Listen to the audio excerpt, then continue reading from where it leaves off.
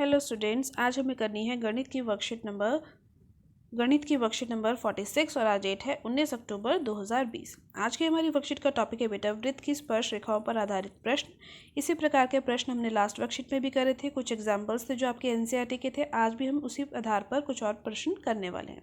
देखिए बेटा, सबसे पहले क्या दिया गया है, याद कीजिए और बताइए सेक्शन का पहला प्रश्न देखिए क्या बोला गया है। एक वृत्त के व्यास के सिरों पर बनी स्पर्श रेखाएं एक दूसरे से डैश होती हैं। तो किस प्रकार होंगी ये? यदि एक यहाँ पर दिया गया है बेटा व्यास के जो बिंदु हैं, सिरे हैं, वहीं से आपकी एक स्पर्श रेखाएं बन रही हैं, तो ये दोनों रेखाएं आपस में कैसी हैं? समांतर होती है। समांतर रेखाएं है ना ये, आपने पिछले वर्कशीट में क्वेश्चन भी करा था। सेकंड क्वेश्चन देखिए क्या बोला गया आपसे। यदि एक वृत्त स्पर्श रेखाएं हैं पीबी और पीबी, पीए और पीबी जो कि पी बिंदु से हैं और केंद्र ओ वाले वृत्त पर खींची गई हैं, तो आपसे बोला जा रहा है कि यदि यह जो दोनों की दोनों स्पर्श रेखाएं हैं 80 डिग्री के कोण पे झुकी हुई होंगी तो पी ओ ए का मान ज्ञात करना है। ये जो कोण है ये 80 डिग्री का है, तो यहाँ से आपको पी ओ ए का मान ज्ञात करना है। मान लीजिए ये ए बिंदु है, ये पी बिंदु है, ये पी है, और यहाँ से हम इसको जोड़ देते हैं। तो आपने पहले ही पढ़ा था बेटा कि जो भी स्पर्श बिंदु है अगर उसको केंद्र से जोड़ दिया जाए तो वो 90 डिग्री का कोण बनाता है। और ये जो आकृति बन रही है ए ओ बी पी, ये एक चतुर्भुज की आकृति है। चतुर्भुज के चारों कोणों का योग कितना होता है? 360। और पहले से ही इसकी ये जो आमने सामने के कोण है इनका योग कितना हो जाएगा? 90 और 90 180। तो यानी अगर ये वाला कोण अगर 80 है तो बचा हुआ कोण कितना बचा? ये कितना बचा? 100 डिग्री का ही तो बचा, तभी तो ये क्या होगा? दोनों को मिलाकर 180 बनेगा। और अगर ये पूरा 100 डिग्री का है बेटा तो हमें क्या ज्ञात करना है? सिर्फ ये वाला कोण, इसका आधा वाला जो कोण है ये ज्ञात करना है। 100 का आधा कितना होगा? 50। तो यानी हमारा सही उत्तर क्या होगा यहाँ पे? 50 डिग्री। इसके बाद हम शुरू कर लेते हैं उदाहरण नंबर 1।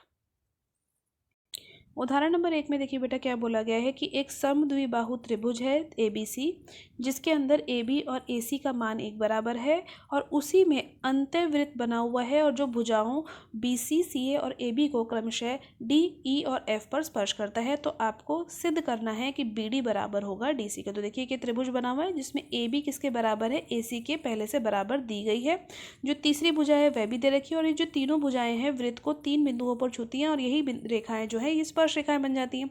तो आपने एक थ्योरम पढ़ी थी कि अगर बाहरी बिंदु से वृत्त पर स्पर्श रेखाएं खींची जाएं तो उनकी लंबाइयां बराबर होती हैं। तो देखिए बाह्य बिंदु यहाँ पर अगर बी है तो कौन सी स्पर्श रेखाओं की लंबाइयां बराबर होंगी? BD की, बी से लेकर डी तक की और बी से लेकर एफ तक की। सिमिलरली सी से अगर स्पर्श रेखा खींची जाएंगी तो CD और CE का मान बराबर होगा। ठीक है बेटा।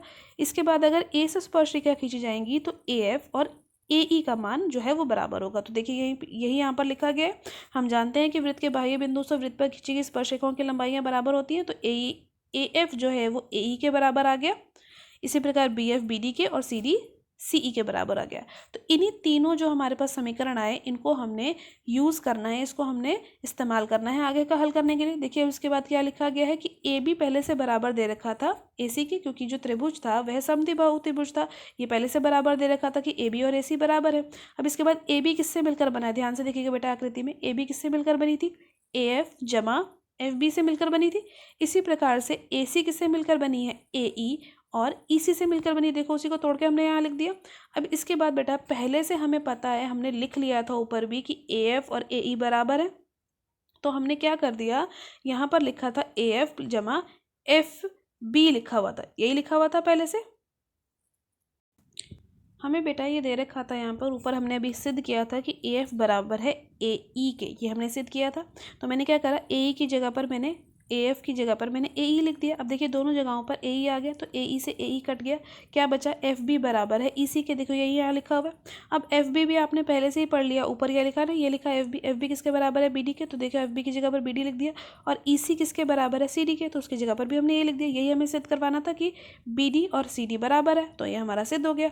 कौन सी यहाँ पर हमने प्रमेय इसका इस्तेमाल किया कि वृत्त के बाह्य बिंदु से वृत्त पर खींची गई स्पर्श रेखाओं की लंबाइयाँ एक समान होती हैं, जो कि बहुत इंपॉर्टेंट थ्योरम थी। लास्ट वर्कशीट में भी आपने इस रिलेटेड बहुत सारे क्वेश्चंस करे थे। अब हम शुरू कर लेते हैं प्रश्न नंबर 2। उदाहरण नंबर 2 में देखिए बेटा आपसे क्या बोला जा रहा है कि सिद्ध कीजिए कि वृत्त के परिगत बना हुआ समांतर चतुर्भुज समचतुर्भुज होता है। तो यहाँ पर दो शब्द आ रहे हैं बेटा, एक है समांतर चतुर्भुज और एक है समचतुर्भुज। तो याद कीजिए समांतर चतुर्भुज क्या होता था, जिसकी आमने सामने की भुजाएं बराबर और समांतर होती थी, और समचतुर्भुज वह चतुर्भुज होता था जिसकी आमने सामने की भुजाएं समांतर तो होती थी, साथ ही साथ सारी भुजाएं बराबर होती थी। यानी यहाँ पर आमने सामने की ही नहीं, सारी ही भुजाएं बराबर होंगी। तो यानी अगर मुझे समांतर चतुर्भुज को समचतुर्भुज सिद्ध करना है तो मुझे उसकी सारी भुजाएं बराबर करनी होगी। तो यहाँ पर हम बेटा स्टेप बाय स्टेप क्वेश्चन को करेंगे। देखो सबसे पहले क्या लिखा है, दिया गया है, फिर लिखा है सिद्ध करना है, फिर है उत्पत्ति। तो सबसे पहले देख लेते हैं क्या दिया गया था कि वृत्त के परिगत एक समांतर चतुर्भुज ABCD बना हुआ है और सिद्ध करना है कि ABCD एक समचतुर्भुज है। अब फिर से बेटा वही प्रमेय जो अभी मैंने आपको पहले बताई थी, बहुत इंपॉर्टेंट प्रमेय है, उसी का इस्तेमाल हम करने वाले हैं। देखिए आकृति पहले कैसे बनी हुई है। आकृति में दे रखा था कि ये एक जो ABCD है ये एक समांतर चतुर्भुज है, इसी के अंदर एक वृत्त बना हुआ था। ये वृत्त जो है इस चतुर्भुज को 4 बिंदुओं पर छू रहा है। तो यानी ये जो इसकी जो भुजाएं हैं इस समांतर चतुर्भुज की, वो वृत्त के लिए किसका काम करेंगी, स्पर्श रेखाओं का काम करेंगी।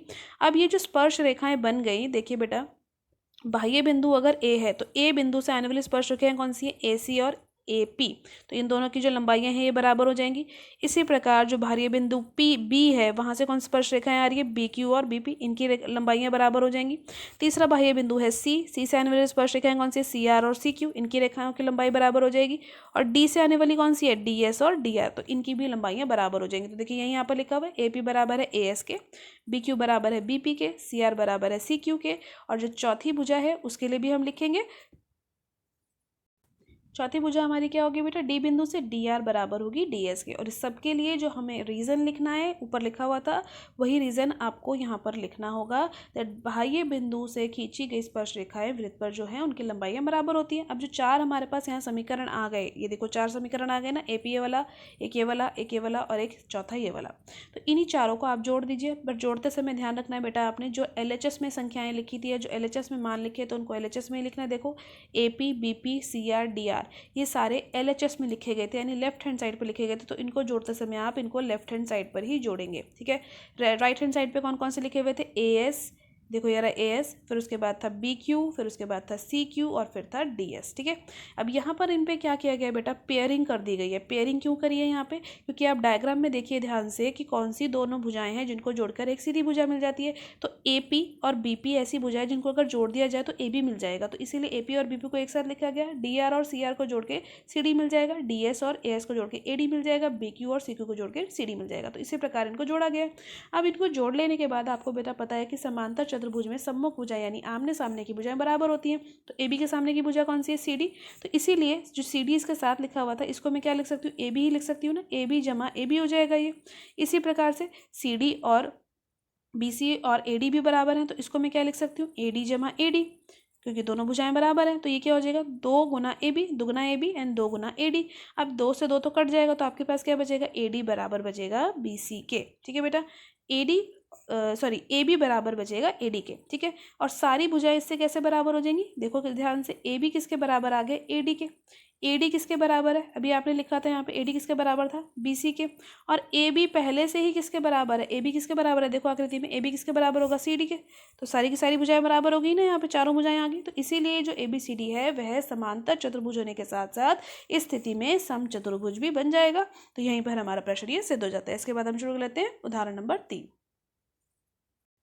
उदाहरण नंबर 3 में देखिए बेटा क्या बोला गया है कि एक आकृति ABC त्रिभुज है जिसमें कि अंतःवृत्त भुजाएं हैं AB BC AC को क्रमशः D E और F पर स्पर्श करता है, ठीक है। एक वृत्त बना हुआ है जो कि तीनों भुजाओं को EFD पर स्पर्श करता है। और आपको AB का मान 12 दे रखा है, BC का 8 दे रखा है और AC का मान दे रखा है 10 सेंटीमीटर। आपको AB BE और CF का मान ज्ञात करके बताना है। तो शुरू कर लेते हैं इस प्रश्न को। उदाहरण नंबर 3 में देखिए बेटा आपसे क्या क्या बोला गया था कि AB 12 सेंटीमीटर है, BC का मान है 8 सेंटीमीटर और AC का मान है 10 सेंटीमीटर। तो यहाँ पर बेटा हमने मान लिया कि A से लेकर D तक का जो दूरी है वो x सेंटीमीटर है। तो इस प्रश्न में भी बेटा हम वही प्रमेय का इस्तेमाल करेंगे कि बाह्य बिंदु से खींची गई स्पर्श रेखाओं की लंबाई बराबर होती है। तो ध्यान से देखिए, अगर A बिंदु से हमें स्पर्श रेखाओं की लंबाई देखनी हो तो A से लेकर बेटा यहाँ तक x है तो ये भी x हो जाएगी। बची हुई सी से लेकर जो अगर मुझे स्पर्शरेखाओं की लंबाइयाँ देखनी तो सी एफ और सी ई भी बराबर हो जाएंगी, और इसी प्रकार अगर मुझे बी से देखनी हो तो बी डी और बी ई भी बराबर होंगी। तो इसी को देखो यहाँ पर हम कैसे इस्तेमाल कर रहे हैं। हमने मान लिया कि बी डी का मान है एक्स, अगर ए डी का मान एक्स है तो बी डी का मान कितना रह जाएगा। देखो ये पूरी की पूरी जो थी 12 थी, अगर इसमें से ये आधा हिस्सा एक्स है तो बचा हुआ हिस्सा कितना होगा, 12 में से एक्स चला जाएगा तो उतना ही होगा। तो यानी बी डी का मान क्या हो जाएगा, 12 माइनस एक्स। ठीक है, अब इसके बाद ए डी और ए एफ का मान एक बराबर है। देखो ए डी और ए एफ का मान एक बराबर क्यों है, क्योंकि बाहरी बिंदु ए से आ रही हैं स्पर्शरेखाएं, तो इसीलिए ए एफ का मान भी कितना हो गया, एक्स सेंटीमीटर। अब इसके बाद सी एफ का मान जो है वो क्या होगा, ध्यान से देखो आकृति पे, ये सी एफ कितना होगा, ये पूरा का पूरा जो था बेटा 10 था, इसमें से अगर आधा एक्स है तो बचा हुआ कितना होगा, 10 माइनस एक्स। तो इसीलिए सी एफ का मान आ गया 10 माइनस एक्स सेंटीमीटर। अब सी एफ और सी ई बराबर है, क्योंकि बाहरी बिंदु से खींची गई स्पर्शरेखाएं बराबर होती हैं, तो सी एफ का मान जो हमारा आया था 10 माइनस एक्स, वही होगा सी ई का भी। अब इसके बाद बी डी पर आ जाते हैं कि बी डी और बी ई बराबर है, क्योंकि स्पर्श बिंदु बी से जो बाहरी बिंदु बी है वहाँ से स्पर्शरेखाएं खींची गई हैं।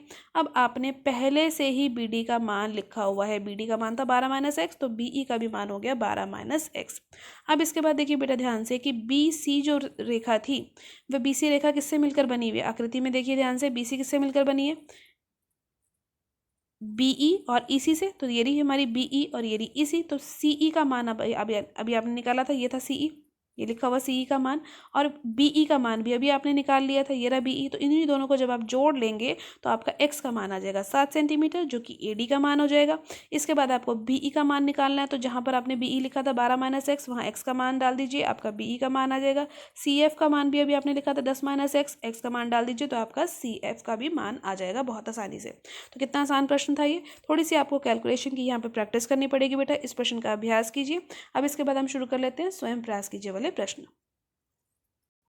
पहले प्रश्न में देखिए बेटा क्या बोला गया है कि यदि त्रिभुज ए बी सी की भुजाएं ए बी बी सी और सी ए अंत्यवृत्त जिसका केंद्र O है क्रमशः पी क्यू आर पर स्पर्श करती हैं, तो सिद्ध कीजिए A B plus C Q बराबर है A C plus B Q के। तो सिद्ध करने के लिए सबसे पहले बेटा आकृति बना लेते हैं। आकृति में क्या बोला गया कि एक त्रिभुज है जिसके अंदर एक वृत्त बना हुआ है जो कि वृत्त की भुजाओं को पी क्यू और आर बिंदुओं पर स्पर्श करता है। ठीक है, तो दिया गया, हमने लिख दिया कि त्रिभुज एबीसी की भुजाएं ए बी बी सी सी ए स्पर्श बिंदु बन जाती हैं पी क्यू आर पे। ठीक है, आपको सिद्ध करवाना है कि पूरी ए बी भुजा जमा सी क्यू भुजा बराबर है ए सी भुजा जमा बी क्यू के। तो आप देखिए सबसे पहले बेटा ए बिंदु से आने वाली स्पर्श रेखाएं कौन सी हैं, ए पी और ए आर, तो इनकी लंबाइयाँ बराबर होंगी।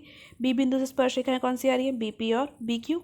सी बिंदु से कौन सी आ रही हैं, सी आर और सी क्यू। तो यही तीनों भुजाएं देखिए मैंने बराबर लिखी हैं, स्पर्श रेखाएं जो बाह्य बिंदु बी से ए बी सी से खींची गई हैं। अब इन्हीं तीनों समीकरण को जोड़ने पर आपको क्या मिलेगा, याद रखिएगा लेफ्ट हैंड साइड को लेफ्ट हैंड साइड पे जोड़ना है तीनों को, और जो राइट हैंड साइड की हैं उनको राइट हैंड साइड पर आपने जोड़ना है। जोड़ा हुआ है ना। अब जोड़ने के बाद आप देखेंगे बेटा ए पी और बी पी जो आकृति में देखिए ए पी और बीपी दोनों मिल जाएं तो कौन सी भुजा बना देंगी, ए बी भुजा बना देंगी। इसी प्रकार से ए आर और सी आर अगर मिल जाए, ए आर और ये सी आर वाली भुजा अगर आपस में मिल जाए तो कौन सी भुजा बना देंगी, ए सी भुजा बना देंगी। तो हमारे पास आ जाएगा ए बी जमा सी क्यू बराबर है ए सी जमा बी क्यू। यही हमें हल करवाना था, सिद्ध करवाना था। तो यहाँ पर हमारा पहला प्रश्न खत्म हो जाता है। इसके बाद हम शुरू कर लेते हैं प्रश्न नंबर 2। प्रश्न नंबर 2 में देखिए बेटा आपसे क्या बोला गया है कि एक वृत्त के परिगत एक चतुर्भुज बना है, सिद्ध कीजिए कि उस चतुर्भुज की सम्मुख भुजाओं का योग जो है समान होगा। तो मान लिया चतुर्भुज है ABCD जिसके अंदर एक वृत्त बना हुआ है और जो वृत्त है वह इस भुजाओं को PQRS बिंदुओं पर स्पर्श करता है। ठीक है, तो स्पर्श रेखाएं हो जाएंगी इसकी जो भुजाएं हैं AB BC CD और D है। आपको सिद्ध करवाना है कि इसकी सम्मुख भुजाओं का योग, एक समान है सम्मुख भुजाएं कौन सी हैं, AB के सम्मुख यानी सामने वाली भुजा है CD, AD के सम्मुख है BC। तो ये आपको सिद्ध करवाना है कि AB जमा CD बराबर है AD जमा BC के। तो आपने पढ़ लिया अभी कि जब भी बाहरी बिंदु से स्पर्श रेखाएं आती है तो उनकी लंबाइयां बराबर होती है। तो ए से कौन सी स्पर्श रेखाएं आ रही है, देखिए AP और AS, इनकी लंबाइयां बराबर होंगी। इसके बाद बी से कौन सी आ रही है, BP और BQ, इनकी लंबाइयां बराबर होंगी। इसके बाद बेटा अगला बिंदु कौन सा है, C से कौन सी आ रही हैं, ये दोनों भुजाएं बराबर होंगी। इसी प्रकार D से कौन सी बराबर होंगी, ये दोनों बराबर होंगी। तो यही चारों भुजाएं जो स्पर्श रेखाएं हैं उनकी बराबर जो लेंथ है, जो लंबाई है वो मैंने लिख दी। यहाँ पर मैंने रीज़न लिख दिया, कारण लिख दिया कि बाहरी बिंदु ABCD से खींची गई स्पर्श रेखाएं हैं ये चारों जो हमारे पास समीकरण आए उसको जोड़ देंगे। अब आपको ध्यान क्या रखना है, फिर से जो लेफ्ट हैंड साइड पर लिखे हैं उसको राइट हैंड साइड पर लिखना है, जो राइट हैंड साइड पर लिखे हैं उनको राइट हैंड साइड पर जोड़ते समय लिखना है। ठीक है, आपको ध्यान देना है इस बात का, आगे पीछे नहीं करना है। अब इसके बाद देखिए बेटा ध्यान से कि AP और BP अगर साथ में जोड़े जाएं तो ये AB बना देंगे। सी आर और डी आर को जोड़ा जाए तो ये सी डी बना देंगे, ए एस और डी एस को जोड़ा जाए तो ए बी ए डी बन जाएगा, बी क्यू और सी क्यू को जोड़ा जाए तो बी सी बन जाएगा।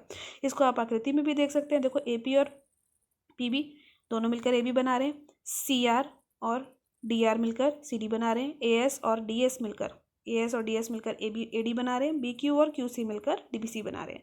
तो यही आपको सिद्ध करवाना। तीसरे प्रश्न में देखिए बेटा क्या दिया गया है कि आकृति में त्रिज्या आर वाले वृत्त के परिघ एक समकोण त्रिभुज एबीसी बनाया गया है। यदि ए बी और बी सी त्रिभुज की लंबाइयाँ हैं 8 सेंटीमीटर और 6 सेंटीमीटर, तो आपको वृत्त की जो त्रिज्या है उसकी लंबाई ज्ञात करनी है। तो सबसे पहले आपको अगर त्रिभुज की दो भुजाएं दे रखी है समकोण त्रिभुज की, तो समकोण त्रिभुज में पाइथागोरस प्रमेय का इस्तेमाल करके आप तीसरी भुजा का मान निकाल सकते हैं।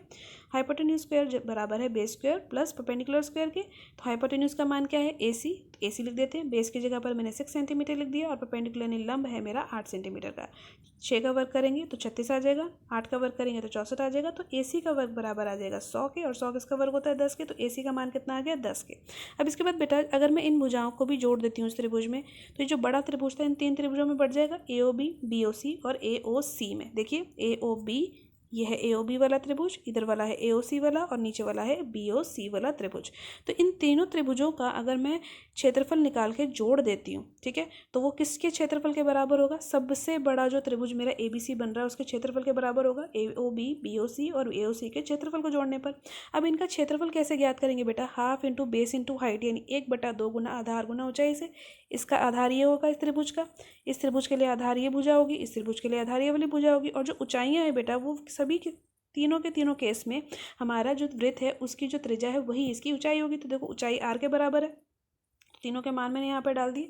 अब इसमें बेटा ध्यान से देखिए 1/2 और r तीनों के पास है, 1/2 r 1/2 r 1/2 r, तो 1/2 गुना r मैंने कॉमन ले लिया, तो अंदर मेरे पास क्या क्या बच गया, AB BC और AC। इसका मान मैंने डाल दिया 8 6 और 10 जोड़ेंगे तो क्या आ जाएगा 24। अब इसके बाहर वाले भाग में देखिए बेटा 1/2 इधर था, 1/2 इधर था, कट गया, क्या बचेगा 6 8 48 यानी 48 r बचा था यहाँ पे, और गुना में ये तीनों की जमा की संख्या, तो 48 बराबर है r गुना 24 के। तो r का मान यानी त्रिज्या का मान यहाँ से आपके पास आ जाएगा 2 सेंटीमीटर।